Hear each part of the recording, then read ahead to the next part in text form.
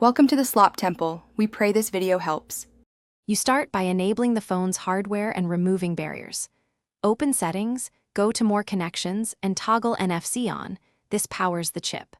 Once done, make sure the screen is awake and the phone unlocked because many readers require an active session.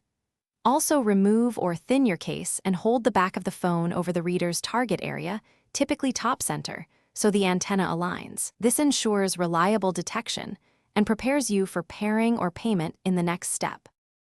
Next, tell the system which app handles NFC tasks and enable host card emulation when needed.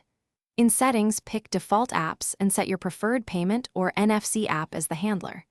Then open that app and enable contactless payment or HCE features. This lets the software emulate a card.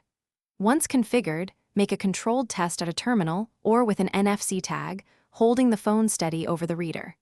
If it doesn't react immediately, retry alignment and ensure the app shows active status. Finish the action by tapping and holding until you see a confirmation or feel a vibration. Avoid swiping away authorization prompts mid-transaction. If the reader doesn't detect the phone, toggle NFC off and on in More Connections to reset the radio, and then retry alignment. Once done, make sure the payment or transfer shows success in the app. If problems persist, reboot the phone and verify app permissions and mobile network or secure element settings. This often resolves stuck sessions. Thanks for watching. Consider subscribing if we helped you.